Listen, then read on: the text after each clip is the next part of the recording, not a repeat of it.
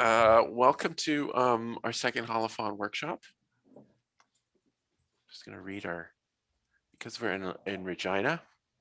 I'd like to acknowledge that the land that we gather on is Treaty 4 territory and traditional territory of the Cree, the Saulteaux, the Assiniboine, and the traditional homeland of the Métis. For this workshop, I'd like to introduce Hilarey Cowan. Let me find her bio here. Hilarey's an artist and researcher working between installation, video, sculpture, and performance. Originally from Treaty 4 territory, she completed a degree in architecture at Carleton University before living and working for several years overseas. In Berlin, she was a founding member of Atelier House Australische Botschaft, OST, an artist collective and studio, having recently studied sculpture and media at the Académie Royale des Beaux-Arts in Belgium. She's currently reconnecting with the prairies and examining her voice as a settler within Canada's colonial history and reality. Her work explores ideas around care, alienation, networks, geography, and touch. Thanks for joining us, Hilarey. Thanks for having me. Yeah, go ahead. Great. Yeah, excited to be here, excited to give this workshop. I didn't realize you had my extended bio. I was like, that's nice. Yeah, so I guess we'll just get right into it. Before everyone was admitted, Ian had asked me how I first heard about ASMR, or like when I first heard about it. And I did not include that in my slideshow. But I'll start by sharing screen actually.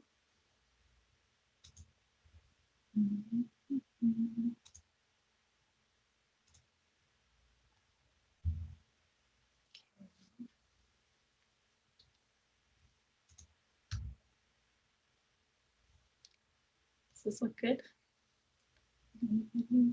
Okay, sweet. Yeah, so welcome to my workshop.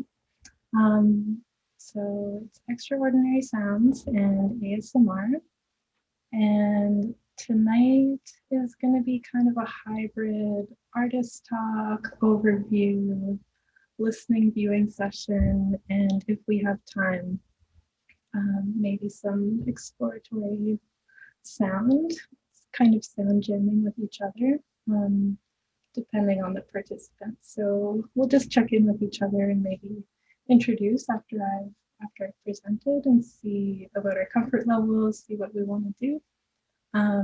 Yeah, I'm pretty flexible. So, hi. My name is Hilarey Cowan. Ian introduced me. I'm an artist and researcher. Typically, I make videos, I do sculpture and performance. Recently, I've been doing more work in digital media. I was part of, at the Mackenzie, part of the digital artist in residency that happened this past summer and fall. So there we made video games actually. So that was not my first foray into it, but second or third. Yeah. So yeah, that's what I do. That's a still from that game. But my background, I thought I would just kind of trace my relationship with sound and how I kind of came to kind of focus on kind of these everyday sounds and ASMR type things. So spent my youth very involved in music. In the public school system, there's lots of opportunities for music. So I studied piano, violin, trombone, various groups and ensembles, all different types of music. but not really contemporary, not really experimental, as I think is kind of typical when you're in high school in Regina. So I went off to university. I was studying architecture in Ottawa at Carleton University, and I think I was very lucky to have landed there because the approach to architecture was really, luckily, very like art school um, in vibe. So it was there that I was introduced to avant-garde music, sonic experiments, the 20th century, graphics, like graphic scores. I was in the music department sometimes, but my workload was pretty heavy. So unfortunately, I was at that time, I had to kind of leave music behind a little bit, but then it was starting to come out in different ways in my architectural studies. Ottawa and McGill are pretty close together. And I had some friends who were in the music program there. And so I was introduced to contemporary percussion performances, which were really fun for me, really like really new, really expanding. Just it was just expanding what music was, what sound was. So some of my early projects, still in architecture school, and luckily they kind of let me do what I want and like are encouraging, but again, they're not music profs. So it was always kind of within this architecture context.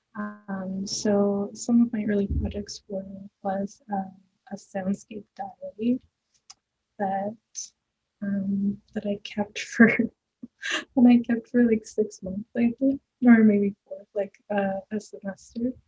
I was doing sound mapping in the city, and I was also building listening devices. So this is where I was starting to get my fascination with everyday sounds, and in this context, it was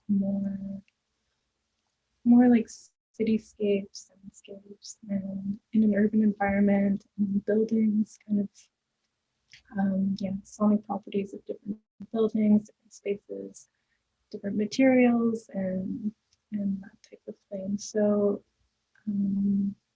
yeah. This was a pretty influential book for me at the time, and I think for a lot of, or like a certain brand of architecture school. I think our director was a very old Italian man who was really advocating, like we were drawing by hand, we were doing photography and building a lot of things, and like we weren't really using, like purposefully, we weren't using computers very much. They wanted us to be learning how to design in a different way. So this book was written in 1996 by Wani Palasma, who's a Finnish architect. And so the first half of the book, it's describing, it's like two short essays. And then the first half of the book, it's describing kind of a history of what he terms ocular centrism. So just privileging sight over all other senses, and relating that to architecture, but then also it's quite expanded. This book doesn't just focus on architecture. Yeah, and then and then in the second half, he's making a case for the other senses. So I have a couple excerpts here, and if you don't mind, I'm going to read them because I found his, some of his writing is quite nice. So we're talking about acoustic intimacy. So sight isolates, whereas sound incorporates. Vision is directional, whereas sound is omnidirectional. The sense of sight implies exteriority, but sound creates an experience of interiority. I regard an object, but sound approaches me. The eye reaches, but the ear receives. Buildings do not react to our gaze, but they do return our sounds back to our ears. The centering action of sound affects man's sense of cosmos, writes Walter Long. For oral cultures, the cosmos is an ongoing event with man at its center. Man is the umbilicus mundi, the navel of the world. It is thought-provoking that the mental loss of sense of center in contemporary world could be attributed, at least in part, to the disappearance of the integrity of the audible world. Hearing structures and articulates the experience and understanding of space. We are not normally aware of the significance of hearing in spatial experience, although sound often provides the temporal continuum in which visual impressions are embedded. When the soundtrack is removed from a film, for instance, the scene loses its plasticity and sense of continuity in life. Silent film, indeed, had to compensate for the lack of sound by demonstrative memory of overacting. Adrian Stokes, the English painter and essayist, makes perceptive observations about the interaction of space and sound and stone. Like mothers of men, the buildings are good listeners. Long sounds, distinct or seemingly in bundles, appease the orifices of palaces that lean back gradually from canal or pavement. A long sound with its echo brings consummation to the stone he writes. Anyone who is half woken up to the sound of a train or an ambulance in a nocturnal city and through his or her sleep experience the space of a city with its countless inhabitants scattered within its structures knows the power of sound over the imagination. The nocturnal sound is a reminder of human solitude and mortality, and it makes one conscious of the entire slumbering city. Anyone who has become entranced by the sound of dripping water in the darkness of a room can attest to the extraordinary capacity of the ear to carve a volume into the void of darkness. The space traced by the ear in the darkness becomes a cavity sculpted directly in the interior of the mind. The last chapter of Steen Eilers Rasmussen's seminal book, Experiencing Architecture, is significantly entitled Hearing Architecture. The writer describes various dimensions of acoustical qualities and recalls the acoustic percept of the underground tunnels in Vienna in Orson Welles' film, The Third Man. Your ear receives the impact of both the length and cylindrical form of the tunnel. One can also recall the acoustic harshness of an uninhabited and unfurnished house as compared to the affability of a lived home, in which sound is refracted and softened by the numerous surfaces of objects of personal life. Every building or space has its characteristic sound of intimacy or monumentality, invitation or rejection, hospitality or hostility. The space is understood and appreciated through its echo as much as through its visual shape, but the acoustic percept usually remains as an unconscious background experience. Sight is a solitary observer, whereas hearing creates a sense of connections and solidarity. Our look wanders lonesomely in the dark depths of a cathedral, but the sound of the organ makes us immediately experience our affinity with the space. We stare alone at the suspense of a circus, but the burst of applause after the relaxation of suspense unites us with the crowd.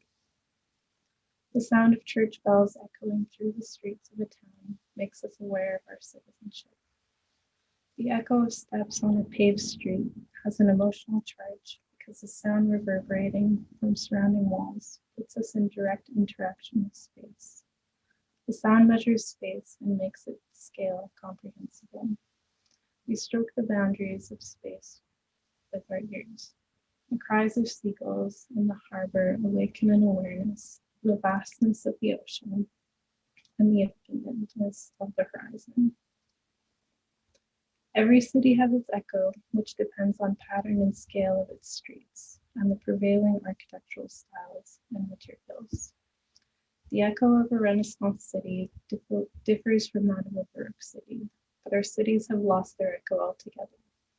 The wide open spaces of contemporary streets do not return sound, and in the interiors of today's buildings, echoes are absorbed and censored. The programmed recorded music of shopping malls and public spaces eliminates the possibility of grasping the acoustic volume of space. Our ears have been blinded. Okay. So it's just a short excerpt from this book, and at the time, I mean, I don't know about that ending paragraph, but a lot of the other stuff I think was really encouraging to just really start thinking in a different way about myself, my body, the city, your interaction with other people, how you connect with other people, and how your brain carves these experiences, these memories, and your connection to other people, your sound and space. So I was really interested in this stuff for a long time. So I'm just going to show a short video that I made around that time. I'll just show a little bit of it. This is on a train, and it's kind of when I started doing video work, so this is quite a long time ago. But I still have my fascination with sound, and it's just the sounds from people on the train, and then layered with other ones. So just press play.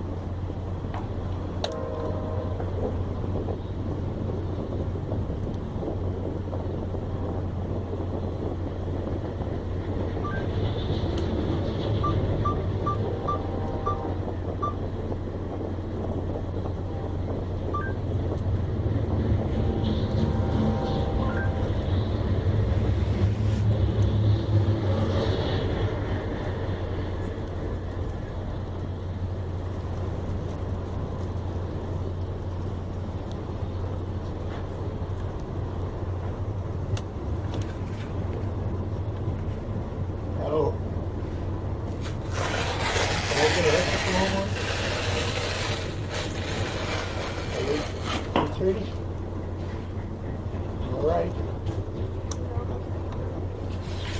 Yeah. Probably. No, I gotta go. I want to go. I gotta go to.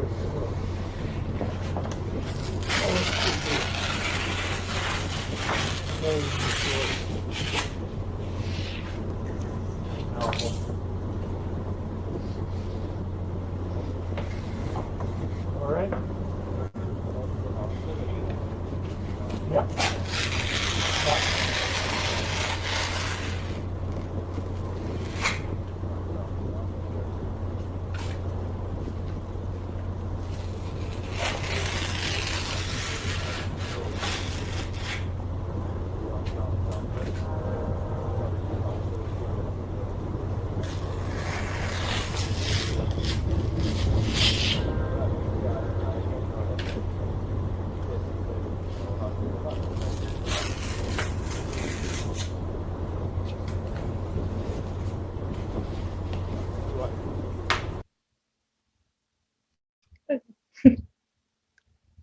So that, yeah, and as you can hear in the background, it's people are just continuing on the things around me. But yeah, at the time I really like documenting through sound. I found it a really fascinating exercise, and kept doing it for a long time. So now maybe we can switch over to talking a bit about ASMR. So ASMR is abbreviated from Autonomous Sensory Meridian Response. And so this is Wikipedia's saying tingling sensation typically begins on the scalp, moves down the back, the neck, and upper spine. Pleasant forms paresthesia has been compared with auditory tactile synesthesia and may overlap with facing. ASMR is signifying a subjective experience of low-grade euphoria, characterized by a combination of positive feelings and a distinct static-like tingling sensation on the skin. So I've also, very sadly, I do not get these tingles. I really wish I did, um, but I don't. I do have some friends who do, and I'm very jealous. um, yeah, but I've heard it described, and people describe to me as just starting right at the back of the head and going down. Also described as like even like brain orgasms or something like that. But a lot of but most people aren't associating sexual feelings with ASMR. That it just feels really feels really nice, feels really good, relaxing, tingling. So the term was only coined in 2010. And then there has been a rapid increase in the amount of videos online dedicated to ASMR. I was reading that there are now 500 videos a day being uploaded. And there's been like huge exponential increase of people making them. And ASMR is currently the second most popular search term on YouTube, and that it seems to be staying like right near the top. I think right at the top is PewDiePie, who's like huge, and then ASMR is kind of it really stays in the top three kind of all the time. So there are intentional and unintentional ASMRs. Triggers. I think we all are maybe familiar with Bob Ross, but his show for a lot of people is maybe kind of their first experience of something like this. ASMR. Just the way that his voice is, it's very low, very calm, very soothing. The way he speaks, even like with his paint and his brushes and the vocabulary he uses, it's all very gentle. And it's also picking up the sound of his brush on the canvas as well. So there's a few things interacting there to kind of make it this unintentional ASMR. And then of course there is the proliferation now of intentional ASMR and people being ASMR creators, ASMR artists, and people like making their living from this, only doing this on YouTube and their channels. So I'm just going to look at some of those now. Or actually, no, I'm not. I'm going to talk about the triggers first, and then we'll watch them. So some of the triggers are listening to softly spoken or whispering voice, like Bob Ross, quiet repetitive sounds, from engaging in a mundane task, turning the pages of a book, or maybe writing, or kind of doing just some, yeah, maybe even some type of ritual and kind of like showing that. Yeah, preparing food. There's also chewing or mouth sounds, crunching, slurping, biting, foods or drinks or gum. And I think receiving personal attention, a lot of the videos are like role play, some role play videos and kind of delivering attention, delivering care. It's kind of, there's some that pretend to give you a haircut. There's some that are more like medical exams. Some are applying makeup, but just kind of that attention and care. So sometimes they do that like right to the camera, like in a really intimate kind of way. And I think it's also probably important to note that yeah, the triggers are all so individual and so specific. So some triggers for some people would either like not work for others, or could be actively like terrible, like more than a turn-off, could be disturbing and horrible, and you want to make the thing stop immediately. So for me, even though I don't experience tingles, I do get relaxed and I do get pleasure from kind of, for me, mine are more like brushing and kind of rubbing. And but the role play ones kind of creep me out a little bit. I hate mouth sounds so much. I like things that are like folding or doing things there. So I think also my affinity for and kind of attraction to it is also visual. So that's another aspect of it too. Some more triggers are some more typical ones of what you would find online. Tapping on the microphone, nails on different surfaces, different materials, plastic, wood, paper, metal. Yeah, as we discussed, hand movements, and then they'll incorporate that maybe into a type of role play. Yeah, certain types of music, blowing, singing.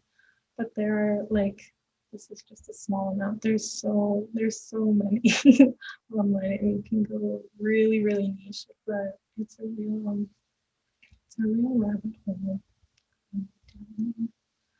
So I have a few videos that we're going to watch and listen to. Some of them are just to give kind of an overview, like a bit of a sample pack of the range of ASMR. And now ASMR has gone, now I would say it's mainstream, like, or almost mainstream-ish, but to the point where like celebrities are doing it, like celebrity ASMR interviews, and the V&A Museum has released this ASMR series of their conservators working on different things. So yeah, it's really come more into public consciousness, I think, just in the past handful of years. And then there is an artist who I believe is still based in Berlin. Her name is Claire Tolan, and she is an ASMR artist, but also a contemporary artist. So yeah, I will just play these videos, and then there's an interview with her at the end.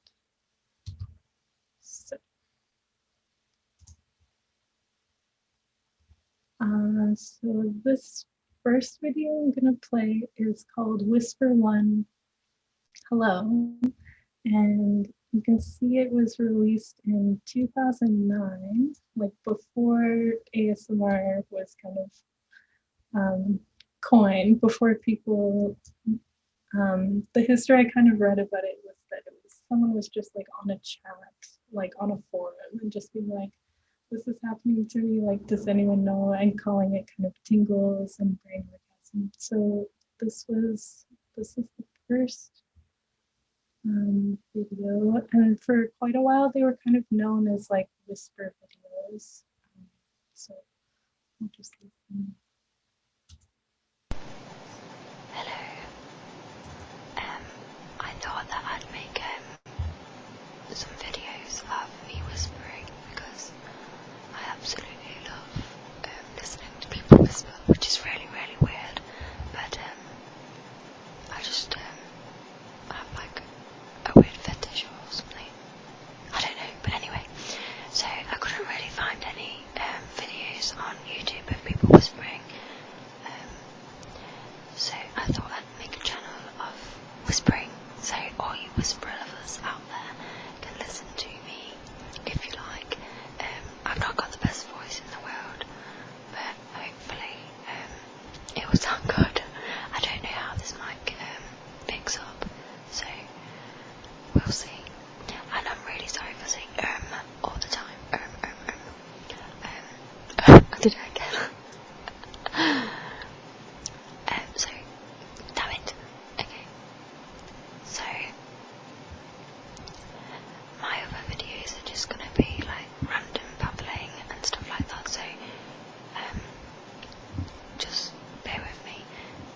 I know when I'm listening to people whisper, I don't actually know what they're saying.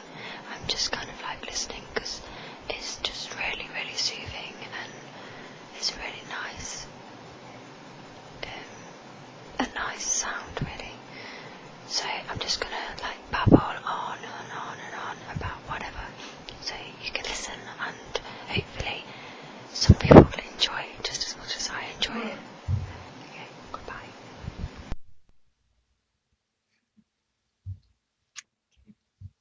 So that was first whisper video. Is that a bit better with my mic?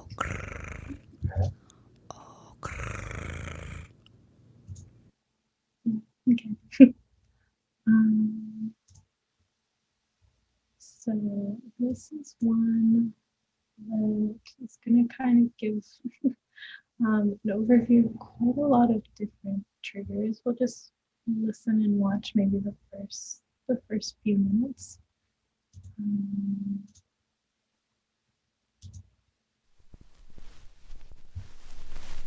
Oh, and just to say, this is a really popular channel, and obviously this video is extremely popular. And the videos that seem to be like really, really popular are like really long ones and ones that kind of combine so many different ones, so many different triggers. I guess so people can find their ideal thing if you don't quite know like what you're into.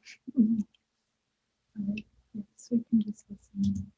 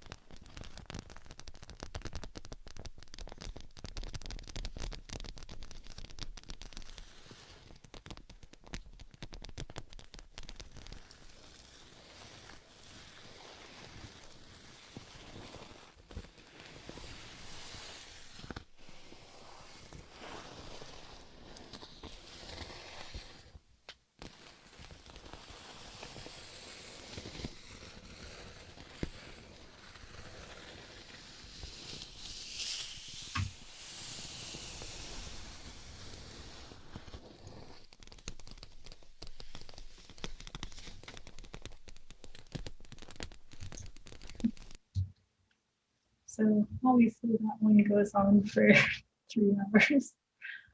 But we saw quite a lot of different things just in that preview. And this head that she's using, there's 2 microphones inside each of the ears of this head. So there's a lot of artists who are using this type of recording that's also pleasurable to people when it's going back and forth and feeling kind of 360 on the side.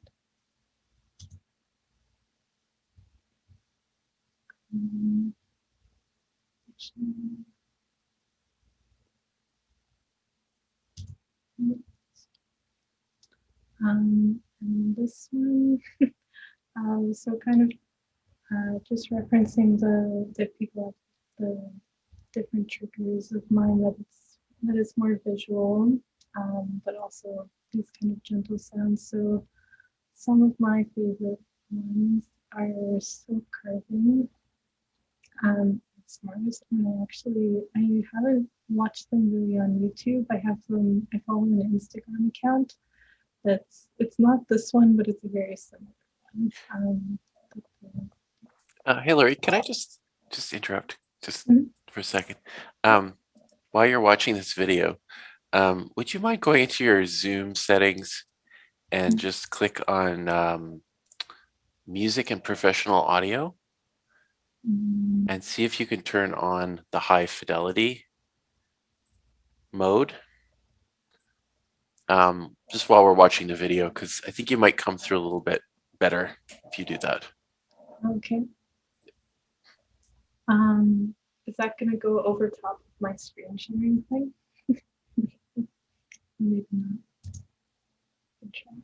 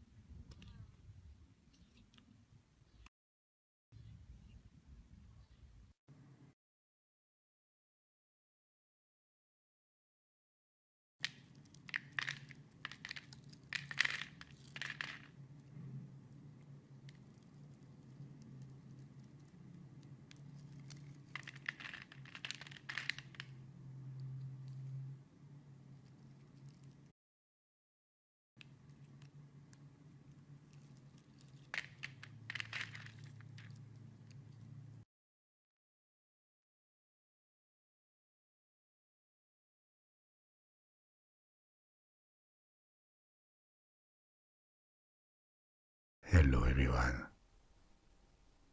As an introduction, let's begin with our first story of the night, the first of many, and this one is about the myth of creation.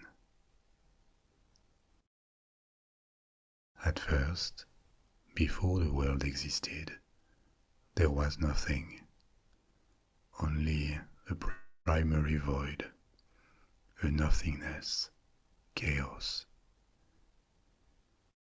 Out of the void, after an undefined period of time, because time itself didn't exist yet, primary divine beings emerged. They were as much beings as they were essential principles, dimensions of this new world in creation. The earth, Gaia, the abyss, Tartarus, the darkness, Erebus, and love, Eros. Without male assistance, Gaia gave birth to the sky, Uranus, who then fertilized her. From the union of earth and sky, 12 beings were born, the Titans, 6 male and 6 female. After the birth of the 12th and last of the Titans, Cronus, Gaia and Uranus decided no more Titans were to be born. But their union kept producing creatures, the giant Cyclops with a single eye, or the monstrous 100-handed ones, other giants with 50 heads and 100 hands. They were all thrown into Tartarus, the abyss, by Uranus, who disowned his monstrous offspring. This made Gaia furious. She convinced her latest born, Titan Cronus, to castrate his father. He did this, and he became the ruler of the Titans. With his sister and wife, female Titan Rhea, he ruled over the other Titans, forming a court around them. Cronus' power was undisputed, but he couldn't find peace, because he had betrayed his father, and he feared that his offspring would do the same. So each time Rhea gave birth, he snatched up the children and ate them. Several of their children, including Poseidon, Demeter, Hera, and Hades, were eaten this way. But Rhea hated this, and she tricked her husband when another son, Zeus, was born. She wrapped a stone in a baby's blanket, and Cronus ate the stone instead of his son. Years and years passed. Hidden from his father, Zeus became an adult and resolved to seek revenge against his murderous father.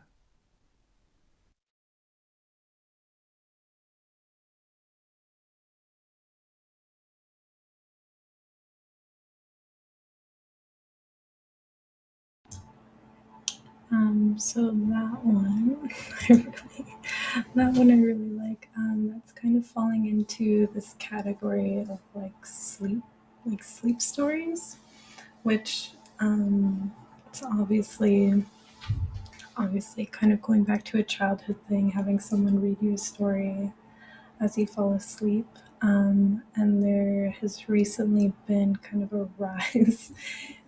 There's like several different apps that you can even get that are specifically for this. It's stories written specifically. Like I guess these are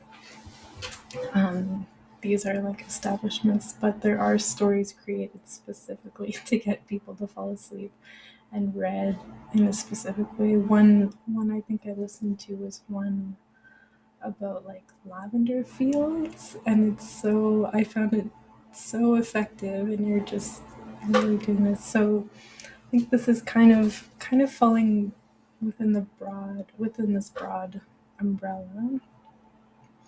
And then there is this one that I mentioned earlier, the V&A Museum. So it's conserving a clown costume.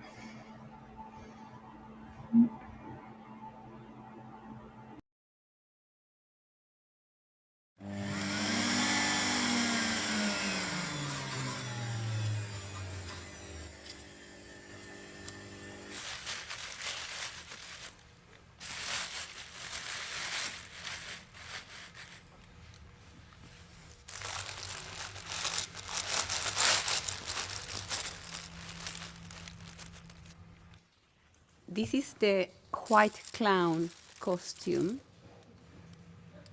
It had been installed, part of a collection of a circus collector, an ex-clown, I believe. First of all, I will surface clean it. I will use a soft brush and the nozzle of my low-powered vacuum, museum vac, which is this machine here, and I will gently try to pick up dust all over it. But I'm not going to actually touch my object. I'm going to brush the surface dust onto the nozzle as I move along the area. So I'm going to test the power.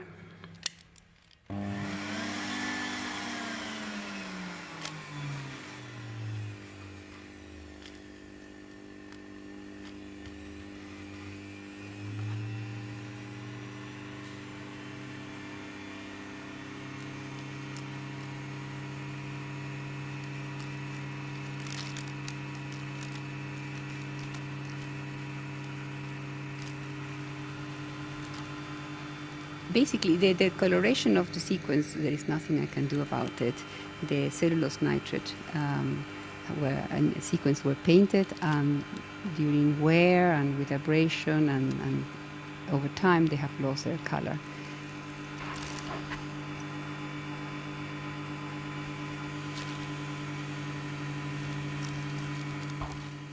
We're going to look at the area under the arm where there's a lot of sweat staining because of the abrasion between the arm and the body.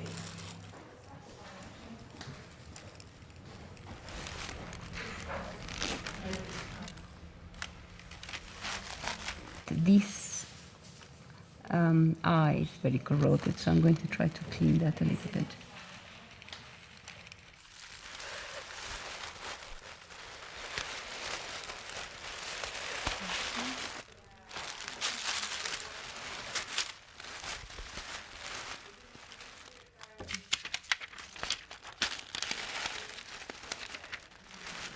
So I'm going to start with the soft rubber first.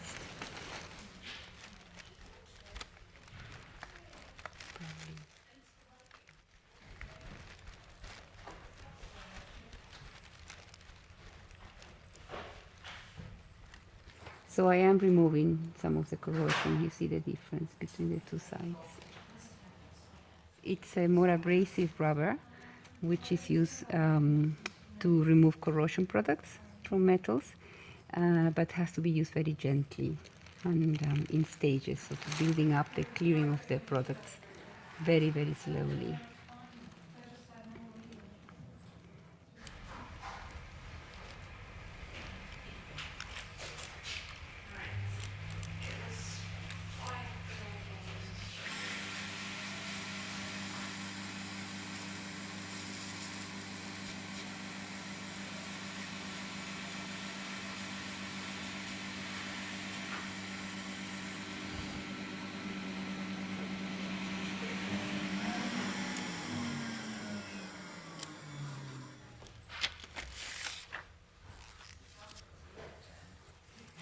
And these purple sequins have a kind of spotty deposits. I'm going to try with a very lightly damp swab. I'm going to try to see if I can lift that up a little bit, clean them a little bit.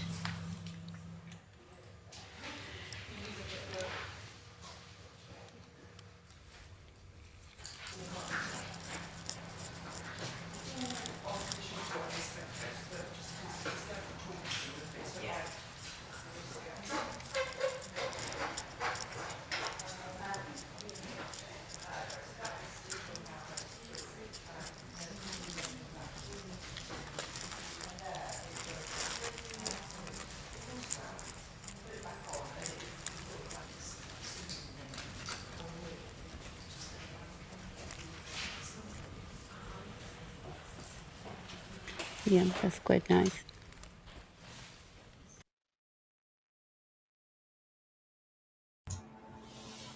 Alright. I really like that one.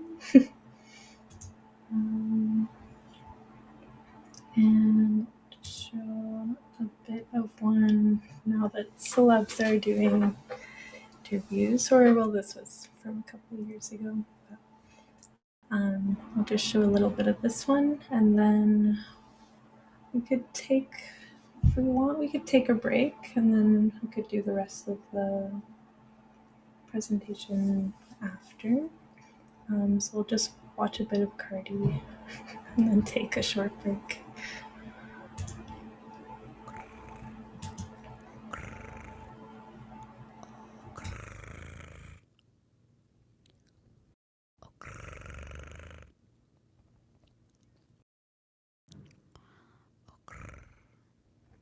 Hello, my name is Cardi B, and I'm going to talk a little bit about myself. ASMR style. I just finished doing a photo shoot for W Magazine. Now, I'm going to play with some toys while I speak about myself. I love ASMR. My husband thinks it's very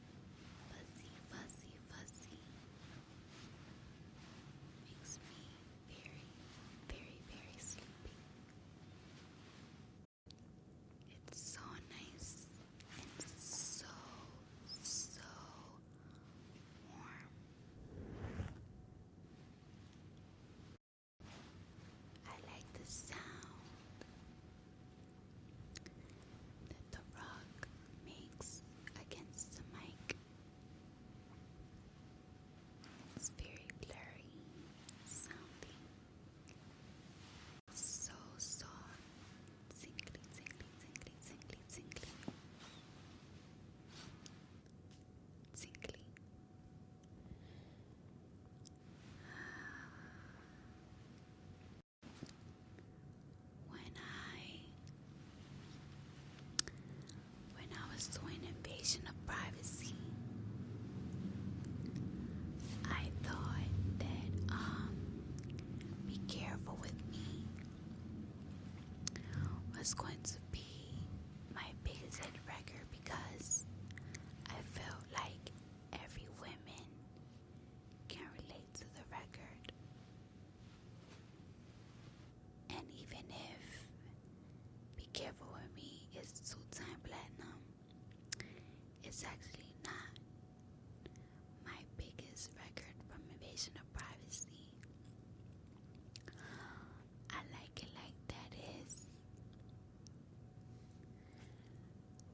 I couldn't believe that I Like It was going to be such a hit. But, you know, the people liked the song. It was the last video I shot while I was, I'll say about six months pregnant. And we shot it in Miami and it was very, very hot. I was getting very, very sick because I was so pregnant and my feet were getting swollen.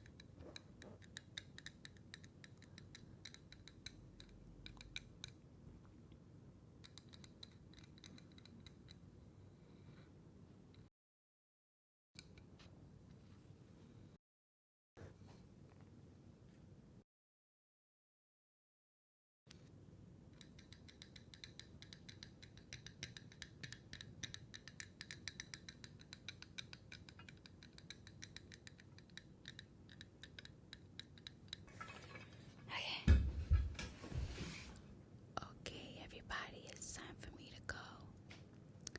I hope that this put you to sleep, and I hope that this relaxed you, and you have a beautiful, beautiful, beautiful, beautiful, blessed day. Thank you. This is Cardi B, ASMR edition.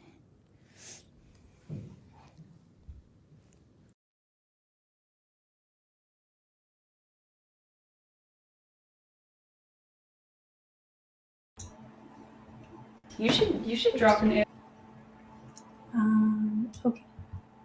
So if everyone's okay to just take a quick break, and then we'll come back and watch a short interview with Claire Tolan and a couple more slides about my practice. We'll kind of make it full circle.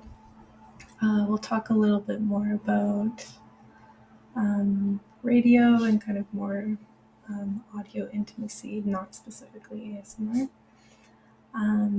Yeah, and if, I don't know if we'll have too much time at the end, but if on our break, if you have any objects that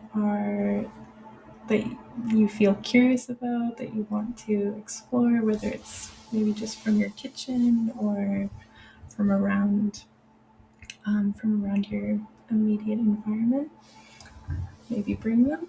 If we want to participate together in something at the end. So I think we'll take a 10-minute break.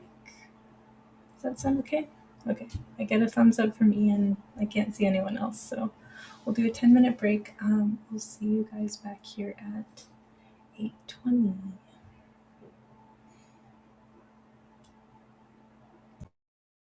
Okay, it's 8:20. Hopefully we're all back. I saw Elian had to go, but it's great they came. Yeah, so I'm just going to conclude the presentation and just watch an interview with Claire Tolan. It's about 9 minutes. And then we'll talk a little bit more about my work, and then we can chat a bit together. Okay. So I'm just going to share my screen again.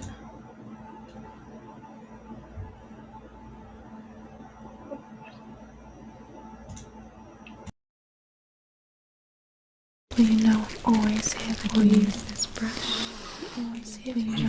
Always here for you. Always here to listen. Always here to help you. Always here to listen. To help you. And make opportunities for you to be happy. And thank you. And I'll whisper in your ear. And tell you something that I hope you're happy. To be good there. Really relaxing time. You're a strong person. I know you. I believe in you. And you're a strong person. And I believe in you.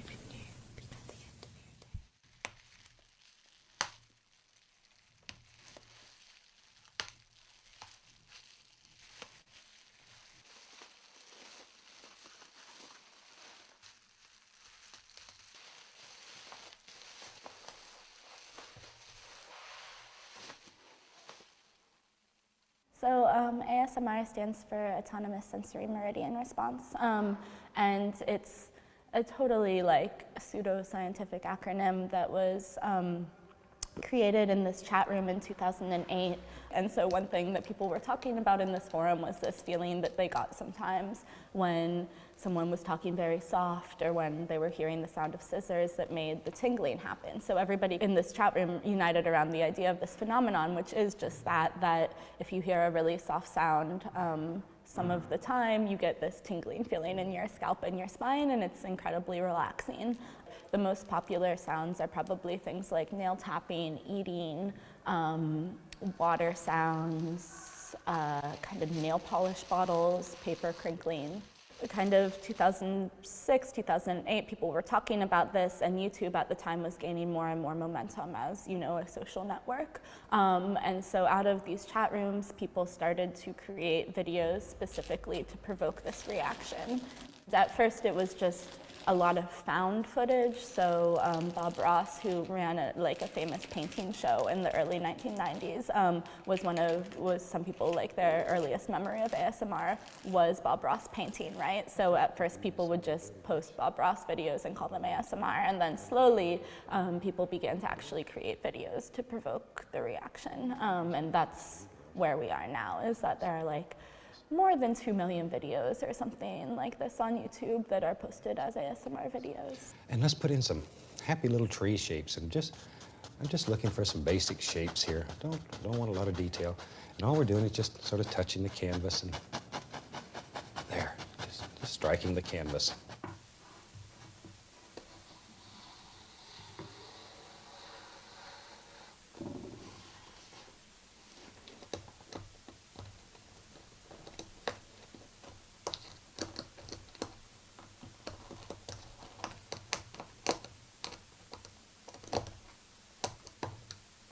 And then obviously there are also kind of these like narrative tropes, right? So there are ASMR, there are a ton of role plays. You have extremely intimate encounters, so ASMR artists, this is what we call the video creators, pretending to be your best friend, your lover, like this kind of stuff. And then you also have these role plays that follow professional scenarios, so like a real estate agent or a doctor visit. And then there are also role plays that are totally fantastic, right? Like, and these are some of my favorites. So there's this ASMR artist named Tony Bomboni who is particularly good at the fantastic ones, and he's often like pretending to be an Egyptian tomb nymph, or like, yeah, like a Ricky healer, which isn't fantastic, but like, you know, like having these kind of effects on his videos, which are fantastic. And Heather Feather is also, she's also like a famous ASMR artist who's really good at the fantastic ones. Like at one point she is this princess of Candyland and like has this green screen of like this candy castle behind her. Hello, traveler. Thank you for coming today. And this is one of the things that's so powerful about ASMR, is just this kind of like endless ability for new scenarios in which the like soothing and the relaxing and the tingling can occur.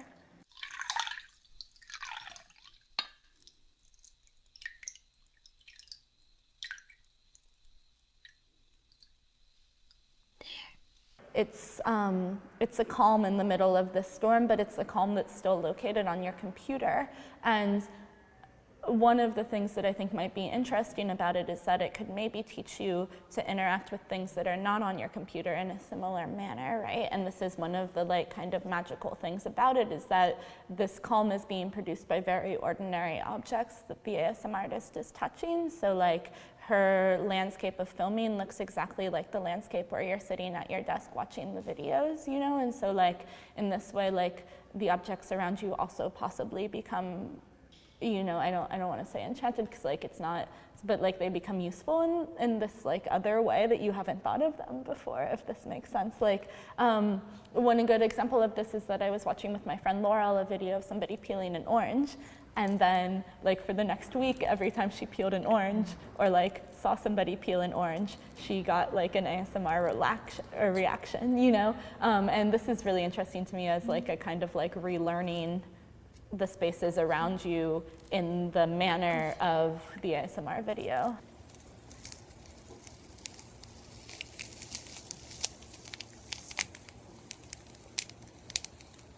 So the wonderful thing about ASMR is that as long as it falls into this certain soundscape, like anything can provoke it, right? I like kind of haven't met an object yet that I can't make an ASMR sound out of. Like the most effective ASMR is recorded in this way to simulate real sound, and this is done like real sound that you might experience in any like non-recorded atmosphere, you know, that I might experience in this room. And this is done via binaural recording, and binaural microphones are positioned in this way to simulate like the space and the padding between human ears. So when you record sound around binaural microphones, it has this 360-degree effect, so that if I snap my fingers here next to a binaural microphone, when you listen through headphones, it will sound like somebody is snapping their fingers right here.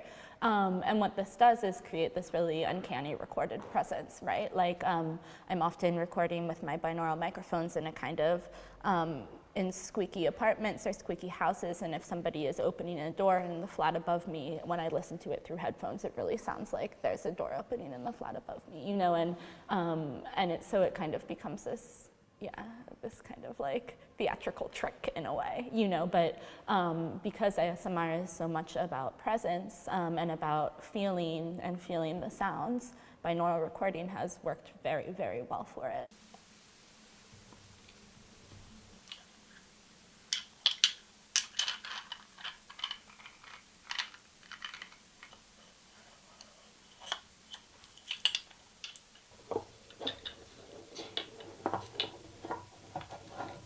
Because of the method of recording and the method of address, right, the videos are often like the ASMR artist talking directly to the viewer, like saying you, and pretending to be, you know, a personal intimate in some ways. And so there is like both sonically and content-wise this kind of intimacy. And it's a really interesting thing to play with because it's there, but it's also not there, right? It's there, but it's there for any of the like 30 million people who might watch the video. It's with anything. And in this way, I often think of ASMR as quite analogous to nursing and the kind of care that it gives, and that like it's very personal focused care, but like in a specific dosage for a specific situation, and I think it's quite powerful because nursing obviously happens in like a very specific kind of environment, in a hospital when you're ill, and this is in your home when you're well, and with what I'm trying to do also in performance, and so I think it's a kind of relationship between strangers that you don't really see and wouldn't see, and also that strikes many people as weird or alienating because there is no other, like it's kind of a new form of being close to somebody, I think I can say without exaggerating too much, and this immediately makes it really, really quite powerful to work with, just because it is such a striking kind of relationship. How's it going?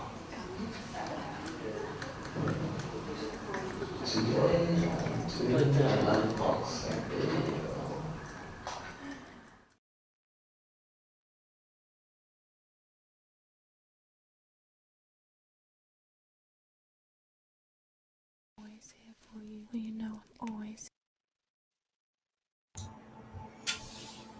Okay. Whoops. So that was Claire.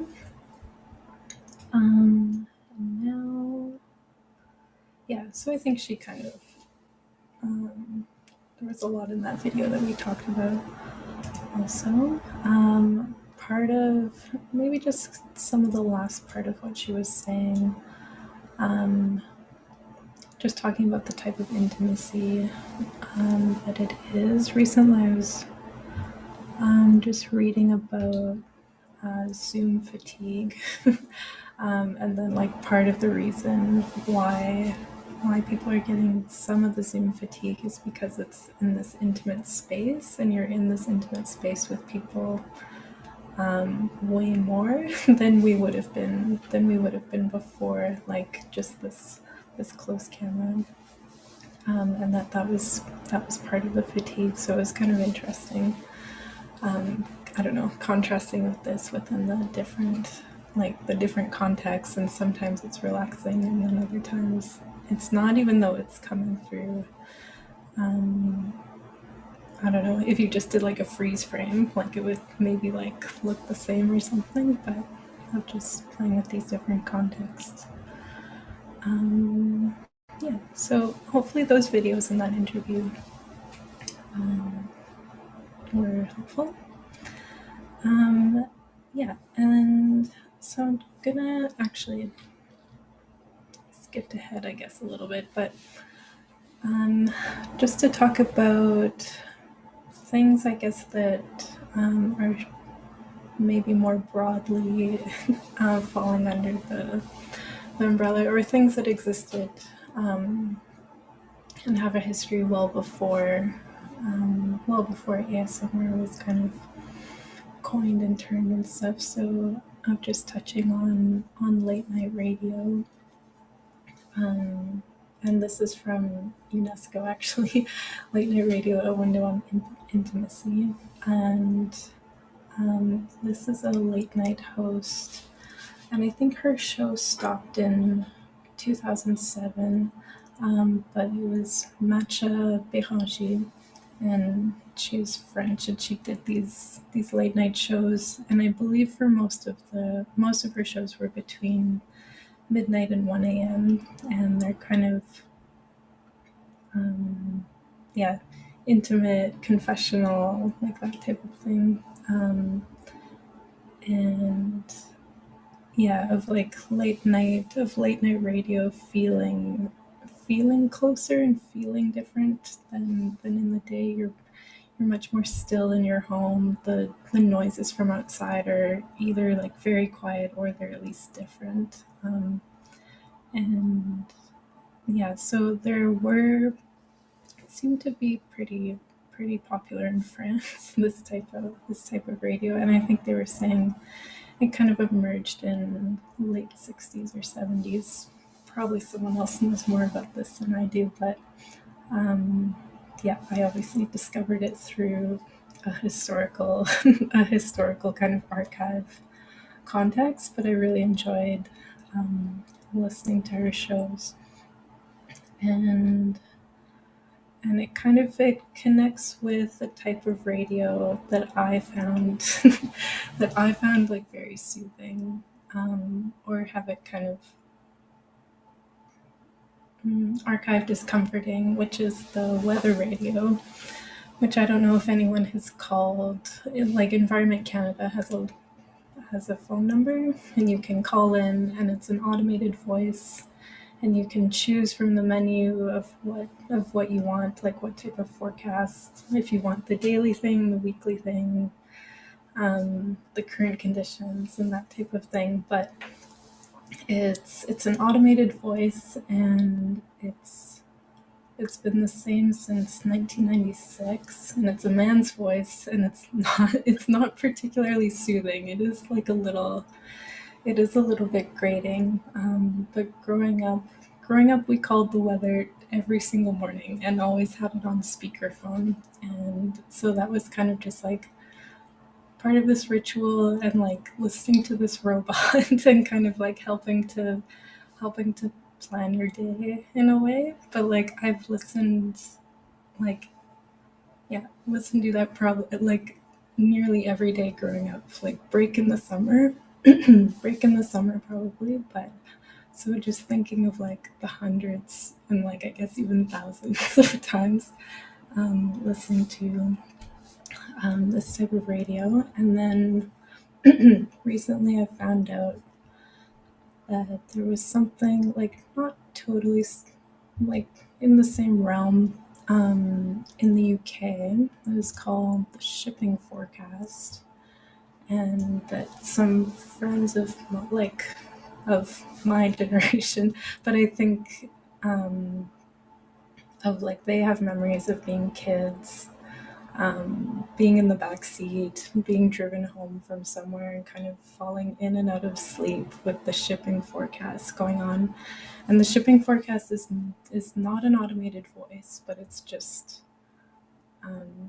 information. Like it's not a story. It's not a story to make you fall asleep. It's not confessions. It's not that type of thing. So, but it was only on BBC like late at night. The people who needed it always had access to it, but on a different radio band. But it did come on the BBC for normal citizens late at night.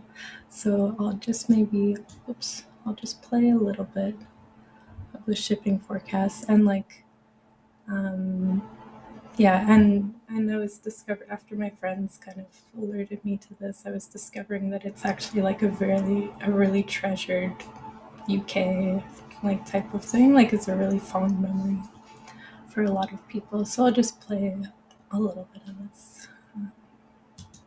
BBC Radio 4. Now, the shipping forecast issued by the Met Office on behalf of the Maritime and Coast Guard Agency at 0015, today Tuesday the 1st of August. The general synopsis at 1800. Low, northwest Malin, 1002, losing its identity by 1800 Tuesday. New high, expected Biscay, 1019 by the same time. The area forecast for the next 24 hours. Viking, northwards era, southwards era. Southerly or southwesterly, 4 or 5, occasionally 6 at first, in northwards era. Thundery showers, good, occasionally moderate. 40s, Cromarty, 4th, Tyne, Dogger. South or southwest 4 or 5, decreasing 3 at times.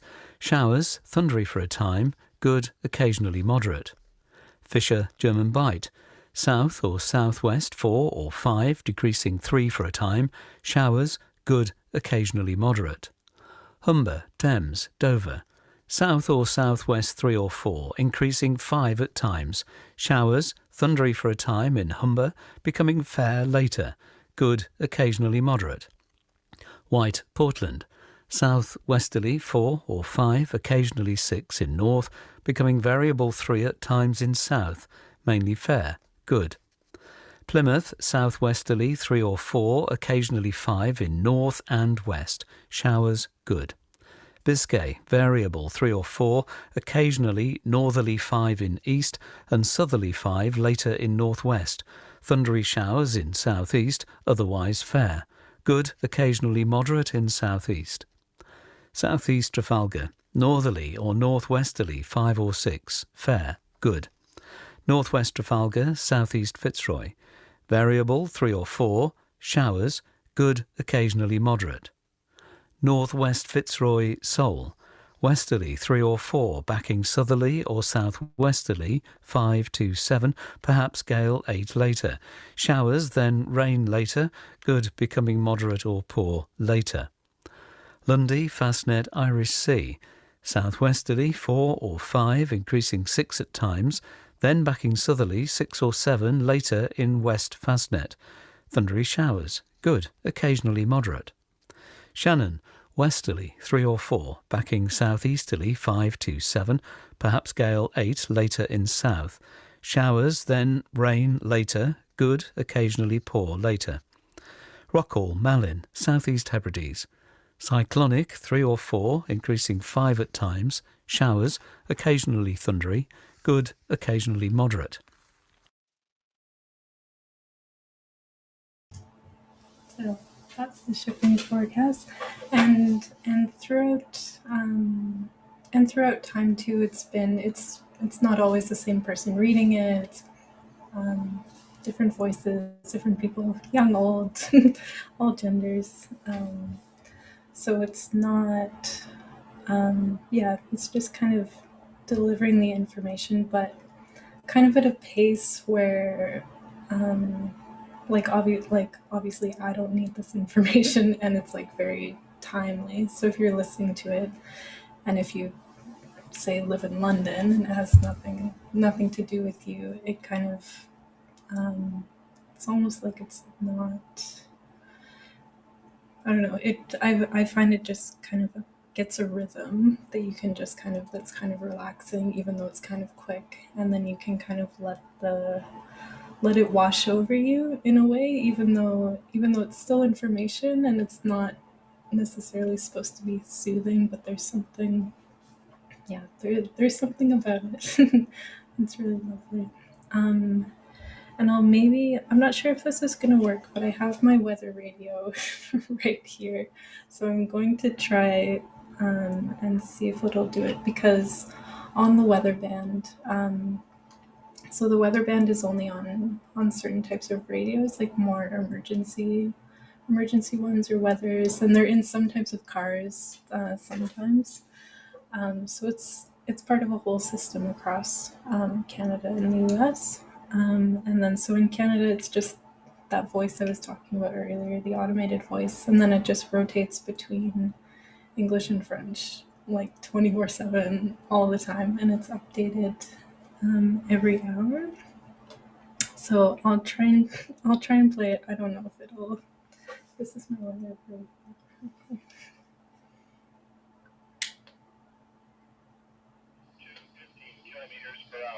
Low -11, wind chill -16 overnight. For Wednesday, sunny, wind up to 15 kilometers per hour. High 7, UV index 3 or moderate. Wind chill -14 in the morning. For Wednesday night, clear, wind up to 15 kilometers per hour. Low -7, wind chill -13 overnight. The outlook for Thursday, sunny, high 10. For Thursday night, clear, low 0. For Friday, sunny, high 14. For Friday night, cloudy, low +3. For Saturday, a mix of sun and cloud, high 11. For Saturday night, cloudy periods, low -4. For Sunday, a mix of sun and cloud, high 7. For Sunday night, cloudy periods, low -4. For Monday, a mix of sun and cloud, high 8. Normals for the period, low -11, high +1. Weather conditions at 8 p.m. Last Mountain, -5, wind northwest 4, wind chill -7, relative humidity 72%. Moose Jaw, -2, wind north 9, wind chill humidity 56%. Wayburn, -1, wind chill. So that's the weather radio. I only discovered that this, even though I grew up listening to that like every morning, I didn't know that there was a specific weather band that he was on there all the time, 24/7. So kind of, yeah, and just kind of connecting with these other things of like a sense of company, a sense of presence, and that type of thing. With this funny weather thing. So I'm going to, wow, it's 8:45. I'll just show a couple of my pieces. So this was just kind of leading to one of my most recent projects, which was I was the artist in residence in January on the radio station here, CJTR, Community Radio. So I was kind of combining a lot of these things together. I wanted to experiment with, a lot of my work has to do with care and labor already. So this was kind of a new direction, and going back to, I hadn't done sound and audio stuff in quite a long time. I'd kind of left that out of my work for quite a while. I was concentrating more on sculptures. In my video work, it was weaving itself in and out kind of naturally, but so I was doing a weather forecast, but in kind of an ASMR style, and I wasn't going, and I was also curious to kind of play with the content, I guess, of ASMR, because online there's quite a lot of repetition, there's quite a lot of similar scenarios, of similar role playing, and it's quite a lot of like female presenting people who are kind of doing this care, and sometimes being like quite sexy and quite kind of like playing up that. So I wanted to kind of just play around and kind of see what information kind of that you could deliver with this. So you can just listen to the first little bit. I won't play very much.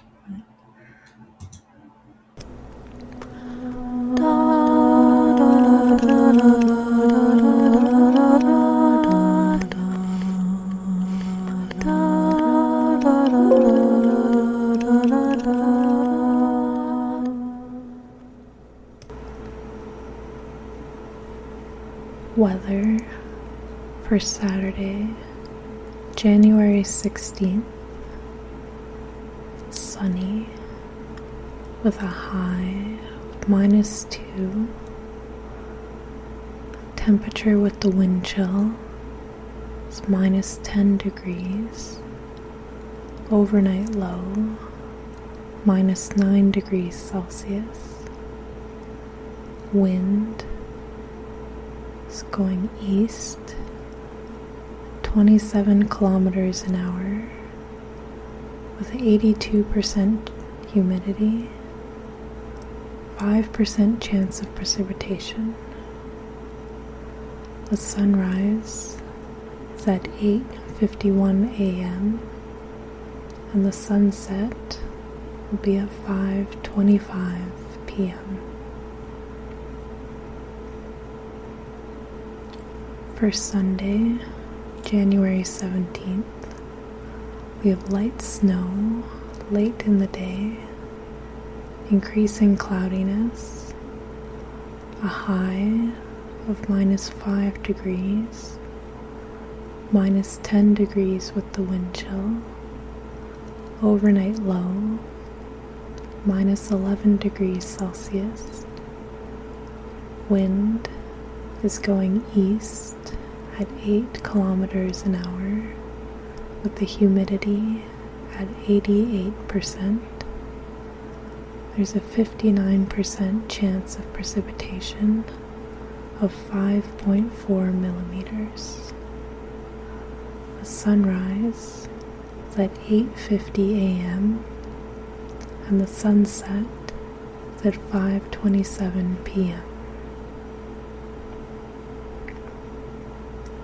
For Monday, January 18th, there'll be light snow, cloudy, a high of -7.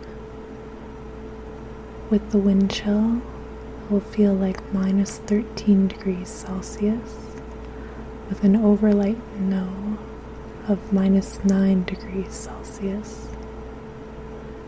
Wind will be northeast at 12 kilometers an hour, with the humidity at 89%, a 66% chance of precipitation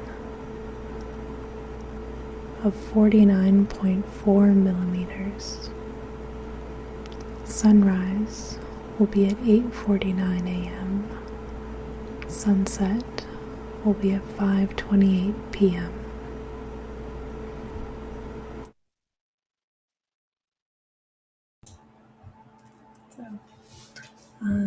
Yeah, that was my that was my show. So I did 4 episodes of that. I hope to be able to do it in the future again and kind of still play around with what's possible with that. So yeah, it was just intended to just be a relaxing audio experience, and I didn't go like full whisper ASMR because I thought it would be too much for community radio.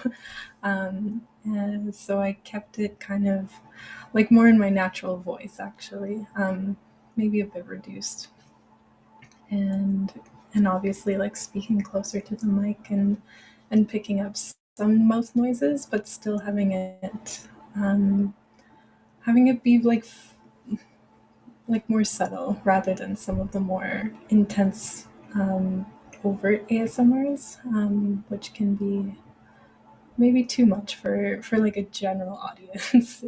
If you're not seeking it out and if it just happens to be on the radio, I want it to kind of be enticing to a larger amount of people.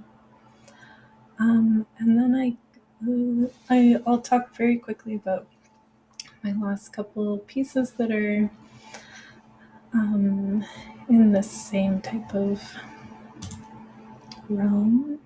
I did a series of videos that I called Inanimate Care. So there's no sound with these ones because the installation was not able to have sound. But it's looking after objects that don't need to be looked after. So providing care to objects too. And then if you watch these ASMR videos, it's kind of giving all this attention. Like the attention is for the viewer, and then but I was finding it interesting that kind of these objects were getting just such a different attention like on them. So I was going around the city and taking care of or looking after inanimate things. So I'll just play a little bit. There's no sound though.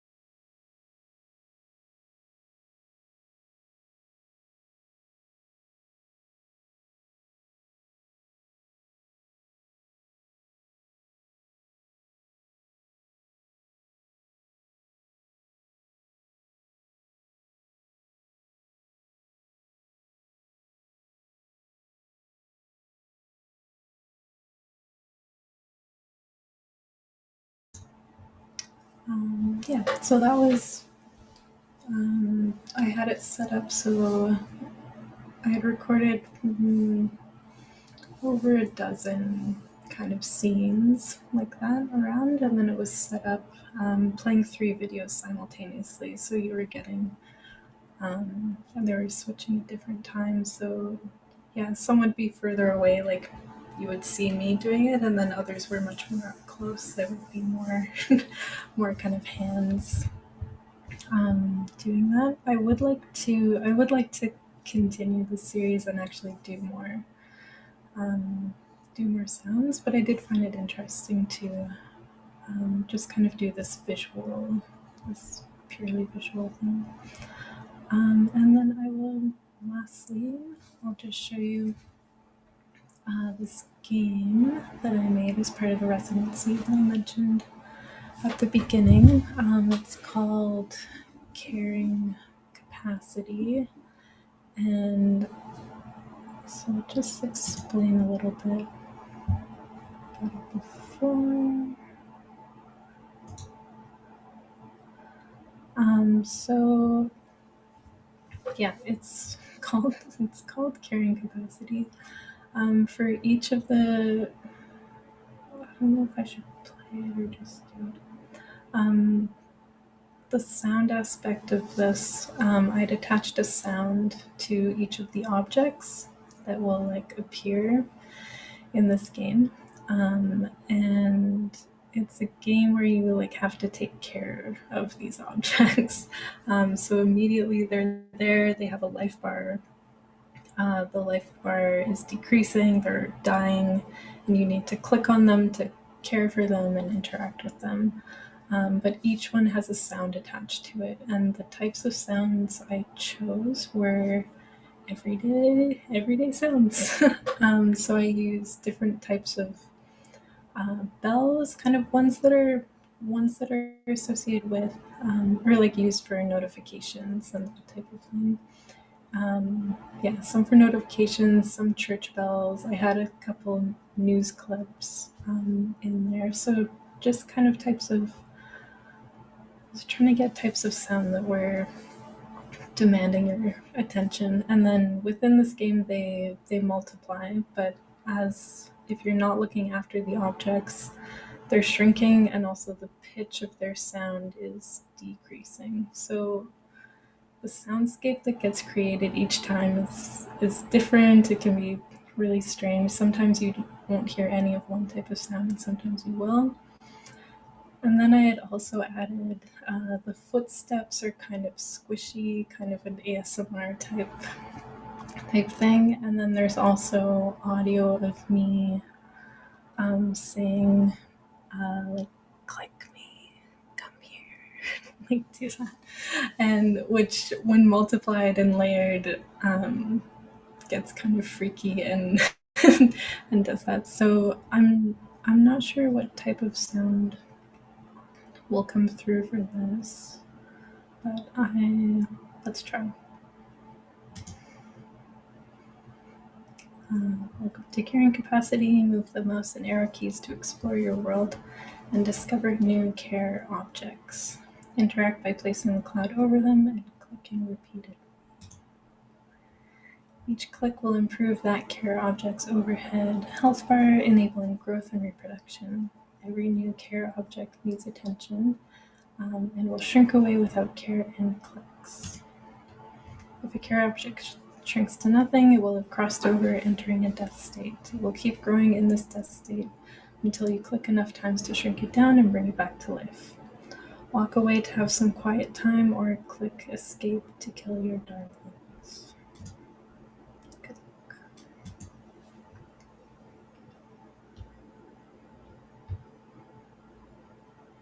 So, can you guys hear the sound? No, I can't either.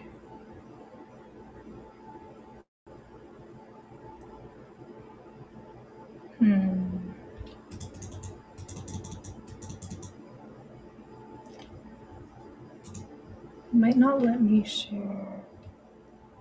You could you put the link in the chat if you want. could look at it after. Sure.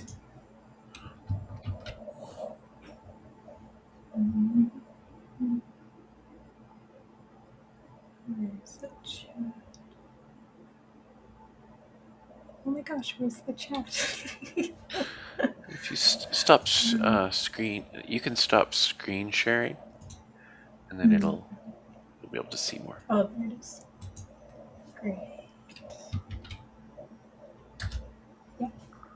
So that's available to play. That's all I have for my presentation. Yeah, thanks. Thanks. Yay! Yay. Yeah, I don't know if people want to come on camera, on screen, or have any questions or comments or experiences with ASMR or. Well, the first thing I'd like to ask is at the start, you were talking about early on, you built your own listening devices. What kind of listening devices did you build? I did ones that were it was a series of tubes, and it would connect to your ears kind of like this, and then each of them would just it was kind of a whole apparatus that you would like fit over your head and then adjust the pipes to fit your ears, and then there would be a pipe up here and a pipe down here. And kind of the point of that was just to walk around was to walk around the city and walk around and just have a different sonic experience. And there was, when I was doing that, I was trying to close my eyes as much as possible and kind of move in a really slow way, and I was recording at the same time. So it was kind of different different iterations on that type of thing. Cool, thanks. I thought I was gonna not like. I thought I was gonna not enjoy this workshop because I have like misophonia. Have you heard of misophonia? Is that the one where you don't, or like you're very sensitive to certain sounds? Like it sounds. Yeah. Mostly for me, it's just eating sounds. I just can't stand eating. Like anyone eating is just like drives me up the wall. And I thought it's kind of like the opposite of ASMR, maybe. I don't know. But none of the videos gave me that reaction tonight. So it might just be more specific to the context or the type of sound. And actually, the ones that I showed, because I also am sensitive to eating sounds and slurping sounds and that, so I didn't show any. I really didn't show it.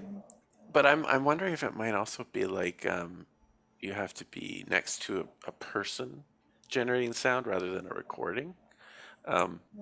Because there's like, I think there's all this resonance inside the head that you can hear the space or something in their head. You know, I feel like that might have something to do with it. I don't know. But yeah. I didn't have any. I don't think I have ASMR too. I didn't get any reaction really. I totally get that as well. I never, like, whenever I watch ASMR videos, I never get any sort of response, but I only ever get that kind of thing happening when it's in person. Oh yeah, the sensitivity to eating sounds. No, just like kind of getting the actual ASMR response in general. I've watched a number of these videos and I never, none of them elicit that response for me. But if something like that happens, you know, in person, it's more likely to happen. And then I think there's a whole other, like, I feel like there's this giant kind of topic of like, I just kept thinking about gender so much when I was watching them, and like how that fits into it, and like the idea of like I was thinking a lot about like nurturing, the idea of nurturing, and how, um, like if you're like, what are the evolutionary advantages to some of these things, like being attuned to, say, like what an infant might be requiring, uh, might make you more in tune or more appreciate certain sounds, maybe. I don't know, but it feels very evolutionary, like it's like kind of hardwired into people from from thousands of years ago, kind of thing. um Yeah, yeah, I could imagine it also like that it's some type of like developmental thing too, that it like is like possibly part of brain development and all that stuff, and attachment, like feeling safe, feeling belonging, attachment to the mother, connections with the family, like that type of thing. So and then the other thing I was thinking about was, and this kind of also is tied to the that kind of people who are like making like goo, or like yeah. materials that you like feel and stuff, is that our society has become so digital that we're lacking stimulus. So there's like a, people need like outlets, and also podcasting. Like podcasting, I find has replaced radio for me, and Yeah. it's like kind of like having someone talking in your ear all the time, or being part of a conversation all the time, and like that's also a kind of, a response to, so like not being as socialized as you could be in like a culture that would be like more community, and if you imagine like a, I don't know, like some uh kind of like agriculture based society, you'd be around a lot more people, you'd be around animals, you'd be around processes, you'd be around earth, all of that stuff. So I was thinking of that a lot too. Yeah, yeah, definitely is like yeah, this kind of like audio intimacy, audio proximity, and kind of yeah, especially with the late night radio and that type of thing Yeah. of wanting connection and needing connection and just being in an intimate space, but kind of like on demand and without like you don't really have to commit to anything or arrange anything or have relationships or whatever. Yeah. It's just kind of like on demand. Yeah. Now I have a box of objects. Oh yeah. So I'm gonna switch to this microphone. Sure. And I'm just gonna play a few things. And I think Ernie is doing something similar. Great.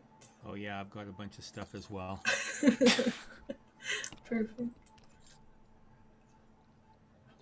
Do you have a...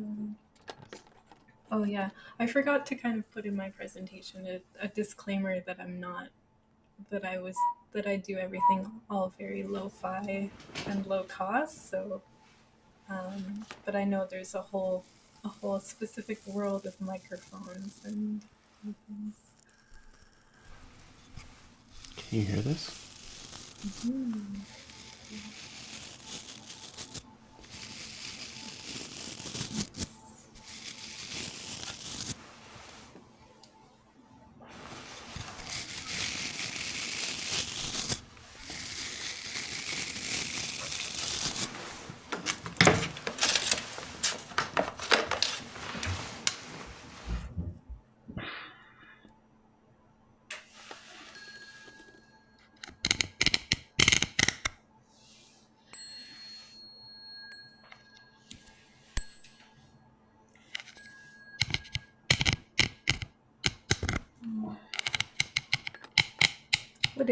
What is that, Ernie?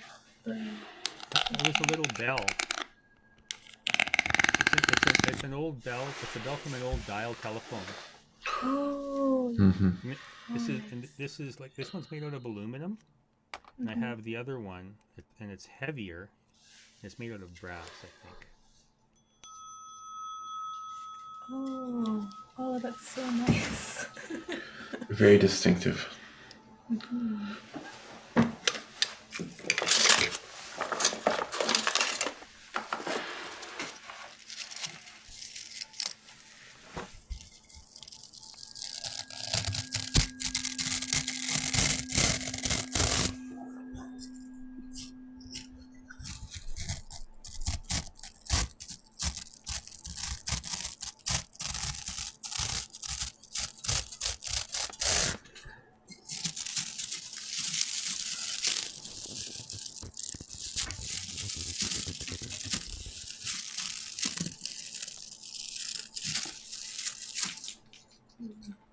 I like that brush.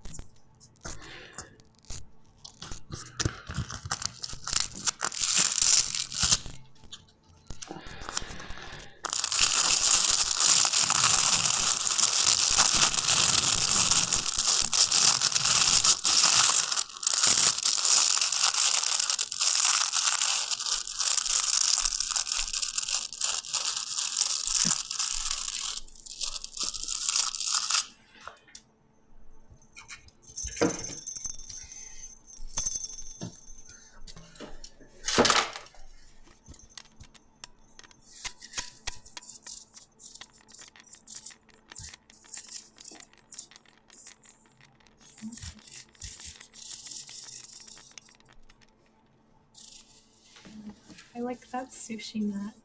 It's nice.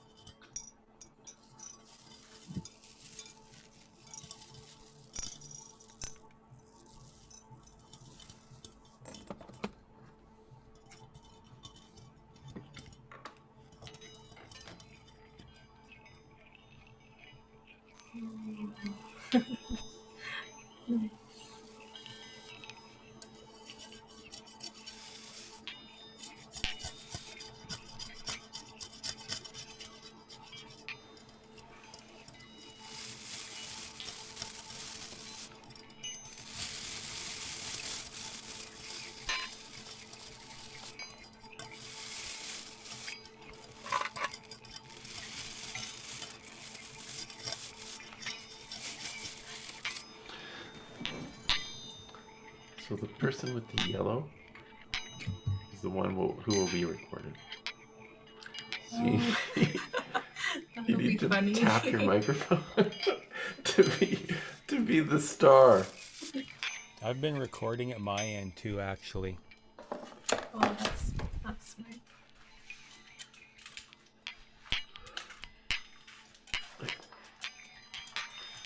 It's also really hard to wear 2 headphones at once.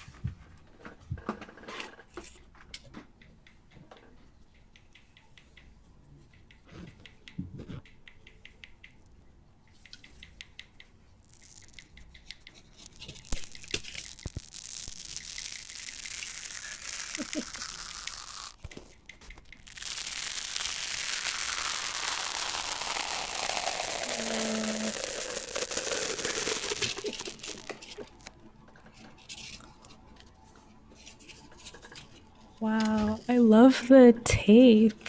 Oh my goodness. That was pretty good, wasn't it? Yeah, that was great.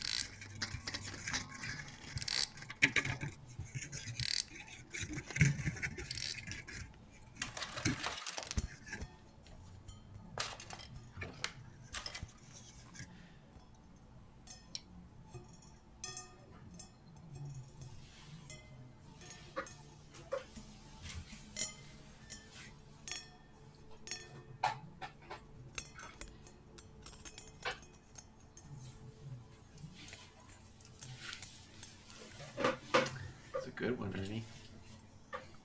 It's a head scratcher. I like those.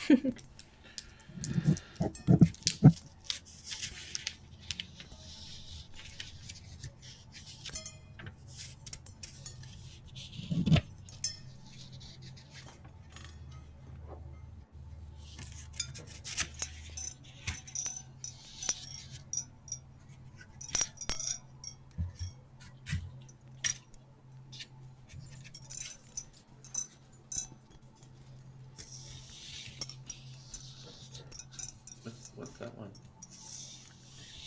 This? Yeah. It's really groovy whisk.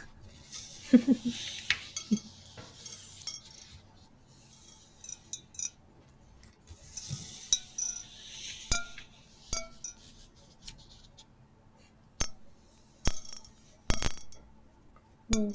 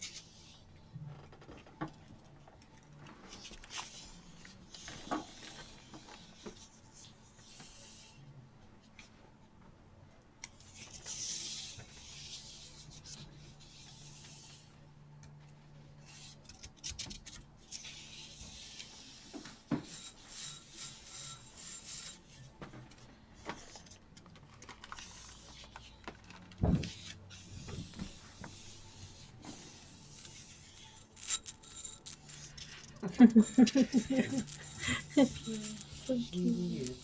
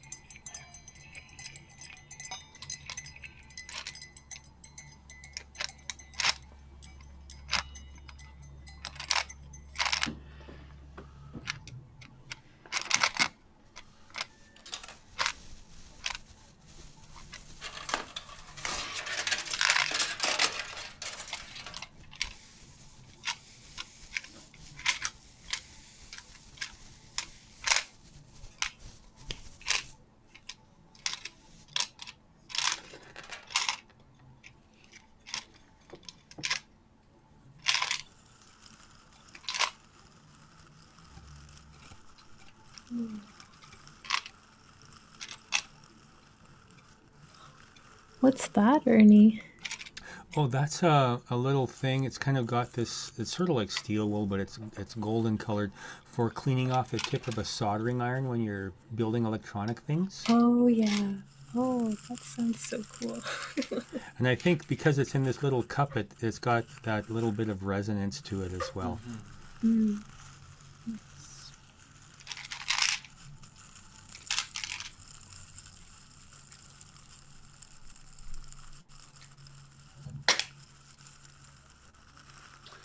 Well, it's 9:30, so maybe we could wrap up in a little. Yeah. Sure. And I feel like Well, that was a swell workshop, Hilarey. I really enjoy everything that I saw, and I want to look up that book by the Finnish person now. I think that'll be rather interesting for me. Yeah, it's such a nice book. Yeah, for some reason it's like very I don't know if it makes it really outside of architecture schools, like for some reason, but it's such a But it should, from the sounds of it, really. yeah, at least into yeah, like music. Music or sonic. Yeah, Sonic exactly. type things. Yeah, a friend of, or actually, I think it was was my friend's roommate who I ended up seeing it. I was like, whose book is that? Like, I've never seen that anywhere outside of me. And he's a musician, so I'm wondering, maybe I'll ask him next time how he heard that would of be it. interesting, how a musician made a connection with an architecture book. That would be good. Yeah, I'll quiz him next time. Yeah, but thanks for having me. It was really fun to prepare the workshop. Good. I think you should do it again with in another situation, another organization or something like that. Definitely. And I think if you get to do plein air on CJTR again, you should do it, but with whispering. You think so? I think they're totally up for it, guaranteed. Yeah. Yeah. Maybe. Yeah, it felt I don't know. It was obviously also my first time like doing that, but No, it was good. That was one of my favorite plein air residencies. Oh, thank was you. listening to that weather report. It was really good. Oh, great. I'm glad you enjoyed it. Nice. Yeah, repaying you for all your shows I love listening to. Thanks. Thank you very much. Every Wednesday. But all right. All right. Thanks you guys. Let's wrap it up. Yeah. So have a nice rest of your night, and we'll see you guys later. Yeah. Okay. Bye everyone. Thanks again, Hilarey. Oh, thank you guys.